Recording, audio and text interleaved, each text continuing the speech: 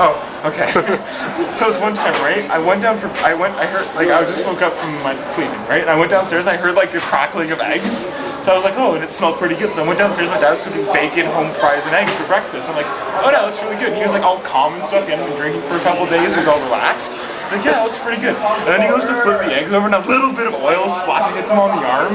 And in that instant, everything just went to hell. He was like, oh my god, screaming this, like, unhearable nonsense. And he just stops and looks at me and he's like, it's your fault! He just grabs me and throws me into the garage and locks the door. And then all of a sudden I hear like this rumbling noise and he installed. Like, you know how garbage trucks have the trash compactor? Yeah. He has something similar in the garage. He uses it for the fetuses, dead babies, and Jews he kills. He just compacts them into neat little cubes for storage. So it started like crushing me. But then this is after I realized I had the power of dad in me because I am the son of dad, right? And so I managed to like survive the crushing. And when he went to like retrieve the cube that's what's left of me, it's like that big, but I managed to survive, right? So I pretended I played dead, right? Obviously. Yeah. And as he like stacked me in the pile of Jews, I burst out at him, and I had my Magnum. It's a 500 caliber Magnum with the diamond bullet. It's the only thing that can hurt Dad, and if it only hurts me, you shoot him in the neck. And so he's like, "What's going on?" And just as he said that, I turned, I shot him right in the neck, and it tore his huge gash. And he was like screaming and howling and screeching on the floor.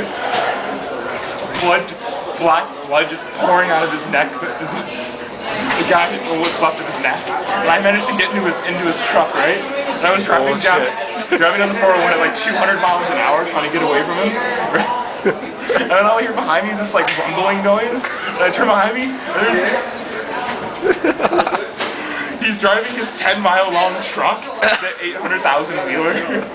And it's destroying cities and houses going like up in the air. How big is it compared to your truck? Well, like, if that's my truck, his truck's like that, and it's just massive, and it's like devastating like all of Toronto, the GTA and stuff. And eventually he catches up to me, but I managed to like jump underneath it and climb in because I know there's a spot underneath where he gets in.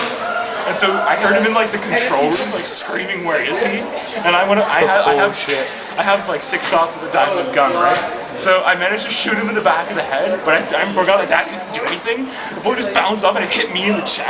And it just tore a hole like right through me, and the hole was like that big. And so I was like casting prayer. He's like, "No, you can't die!" And he grabs me, and we just teleport back to my basement. And when I finally wake up from like my unconsciousness, I look at my dad and he's stitching himself shut. And I look down, and then the skin color's different. And it's the same as Dad's. So I'm like, "Dad, did you help me?" And he's like, "No!" And he just disappears. And that was the last time I saw him for like 3 months. Holy shit.